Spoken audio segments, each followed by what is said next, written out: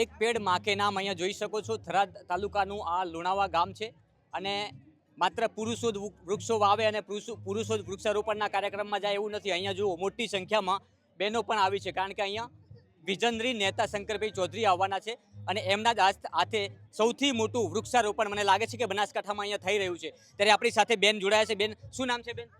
રાત્રિબેન માળી. આજે અમારા લુણાવા ગામમાં શીતળા બંધ પણ બની રહ્યો છે.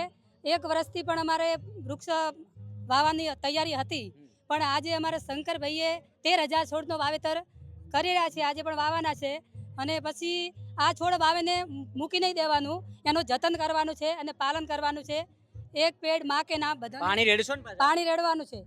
પાણી રેડીને એનું જતન કરવાનું છે પૂરું. અહીંયા વાવણી કરીને જતા રહેવાનું? ના, વાવણી કરીને જતો નહીં રહેવાનું. ગામ લોકો દ્વારા બધું સાથે મળીને આજનું જતન કરવાનું છે, બધી પણ સાથે રહીને. અને શંકરભાઈએ પણ ખૂબ સાથ સહકારથી પણ આવે અમારું કામ કરી રહ્યા છે વૃક્ષારોપણનું. હા, એ પણ બેવા ચાલશે. બધી લોકો પણ એમ ગામમાં આવે છે. રોજ અમારે શીતળા માતાના મંદિરે બધી બહેનોનો અવરનવર થાય છે, એટલે રોજ બહેનોને કાર્યક્રમો અમાવસના દિવસે પણ આવો કાર્યક્રમો ગોઠવા છે. પૂનમ, 11 તે બહેનોને બેવા માટે વૃક્ષોના સાયડાની બહુ જરૂર છે અને બહુ શંકરભાઈનો આભાર. મારી સાથે બીજા એક બેન જોડાયા છે. બેન, શું નામ છે? મારી વસંતીબેન. એમ વસંતીબેન, શું લાગે છે એક સાથે આટલા બધા વૃક્ષો? એક સાથે આટલા બધા વૃક્ષો વાવી શકશું અમે. લુણાવા ગામ એક સક્ષમ છે, એક શક્તિદાન, એક મોટું ગામ છે. એ ગામની અંદર અમે બધું કામ કરી શકશું અને ગામજનોને એટલો ઉત્સાહ છે કે આ ગામ એક એવું બનાવી શક્યું કે શીતળા વન બની શકશે. અને આ ગામની અંદર 4 આંગણવાડીઓ ચાલી રહી છે અને નાના ભૂલકાઓની બહાર લઈ જઈ શકતા નથી, એટલે અમને અંદર ગામનું બગીચો બનશે અને એમનું એક પ્રવાસ બની શકશે. અને એ પ્રવાસની અંદર બાળકો આવશે અને જીવન માણશે કે અમને એક નાનું પ્રવાસ થઈ રહ્યું છે. આટલો બધો ઉત્સાહ કોણે આપ્યો? આ ઉત્સાહ શંકરભાઈએ ચૌધરી આપ્યો છે અને એમનો અધ્યક્ષ તરીકે અમને ખૂબ માન આપીએ છીએ. મારી સાથે એક બીજા પણ બેન જોડાય. બેન, શું કહેશો? શું નામ છે? શું નામ છે? ઉષાબેન. ઉષાબેન, કેવું લાગે છે એક સાથે આટલા બધા વૃક્ષો મોટા કરી બધા સારા લાગે છે તો એમ સારા લાગે. પાણી રેડવું પડશે ને?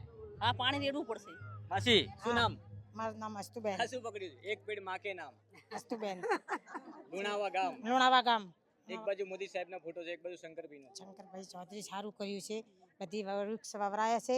એ સારું ધન્યવાદ છે.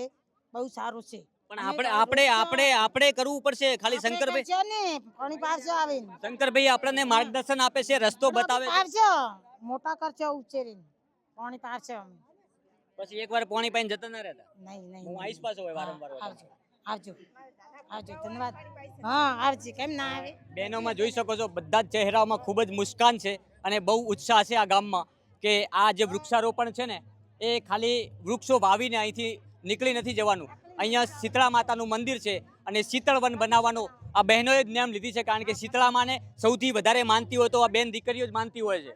એટલે શીતળ વન બનાવવા માટે આ યોજના જે પણ અહીંયા તમને સંકલ્પ કરાવ્યો છે અધ્યક્ષ શંકરભાઈએ, તો એમનો આભાર માનવો જોઈએ.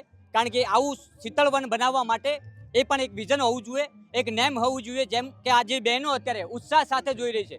આમ તો કોઈ પણ કાર્યક્રમ હોય છે તો બહેનો માત્ર જોવા આવતી હોય છે, પરંતુ જ્યારે અહીંયા ઉત્સાહ સાથેની વાત કરવામાં આવે તો બધાના ચહેરા ઉપર મુસ્કાન એ બતાવે છે કે આ બહેનો પણ એટલી જ ઉત્સાહ છે. વૃક્ષારોપણ કરીને આનું જતન કરવા માટે પણ એટલી જ ઉત્સાહ છે ને એટલી જ મહેનત કરવાની છે કે અહીંયા ખરેખર શીતળવન બનવું જોઈએ. એમના દીકરા દીકરીઓના ભવિષ્ય માટે, એમના દીકરા દીકરીઓ જ્યારે અહીંયા અભ્યાસ કરે, અહીંયા માતાજીના મંદિર આવે ત્યારે અહીંયા એ જ વૃક્ષો વાવણી કરેલા હોય જેના છાયડે એમના દીકરા દીકરીઓ બેસે, તેની આ માવડીઓ પણ રાહ જોઈ રહી છે અને અમારી બહેનડીઓ પણ રાહ જોઈ રહી છે. નમસ્કાર.